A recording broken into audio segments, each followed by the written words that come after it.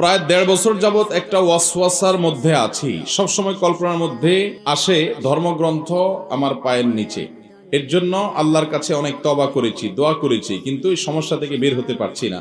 এর ফলে আমি অসুস্থতা অনুভব করছি। কোরআন হাতে নিলে শরীরে অস্বস্তি লাগে।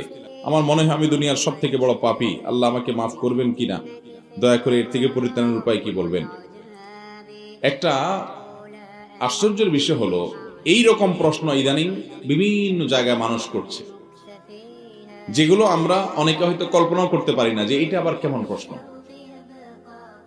তার সবসময় মনে হয় যে কোরআন সে পায়ের নিচে পাড়াচ্ছে, এরকম তার দৃশ্য সবসময় মাথার সামনে ভাসতে থাকে। আল্লাহকে নিয়ে বাজে চিন্তা আসে, খারাপ চিন্তা আসে, খারাপ মন্তব্য আসে, খারাপ উক্তি তার মনে মনে আসে।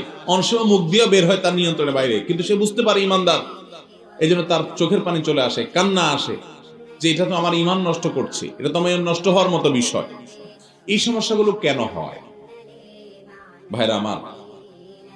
আমরা আমাদের সবচেয়ে বড় শত্রুকে আমরা চিনিও না, জানিও না, জানার চেষ্টাও করি না।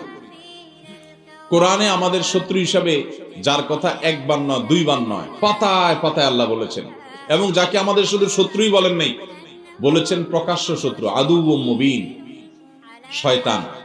শয়তান কি দেখা যায়? কিন্তু আল্লাহ বলেছেন প্রকাশ্য শত্রু। কাহিনী কি? আমরা দেখিই না, আল্লাহ বলছেন প্রকাশ্য শত্রু। কারণ শয়তান দেখা না গেলে কি হয়েছে, তার শয়তানি একেবারে দিনের আলোর মতো পরিষ্কার। শয়তানি আপনারা টের পান না? শয়তানি আপনারা টের পান না? ফজর নামাজের সময় উঠতে গেলে শরীরে একটু অলস অলস ভাব আসে না? কারণ কি?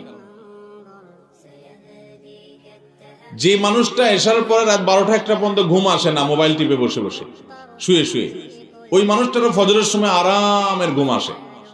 আসে কি আসে না? ভালো কাজ করতে কখনো মন চায় না, কিন্তু খারাপের দিকে মন টানে। এই কাজ কে করে? শয়তান করে। শয়তানের শয়তানিটা পরিষ্কার, আমরা শুধু একটু চোখটা মুললেই দেখতে পারি।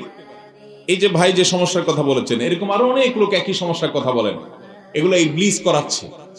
অনেক সময় ব্ল্যাক ম্যাজিকের কারণে, কালো জাদুর কারণে মানুষের মধ্যে এগুলোর প্রভাব হয়। আমি প্রায় সময় বলার চেষ্টা করি, বাংলাদেশে এখন ঘরে ঘরে কালো জাদুর রোগী, ঘরে ঘরে দুষ্ট জিন অর্থাৎ শয়তানের আক্রমণের শিকার।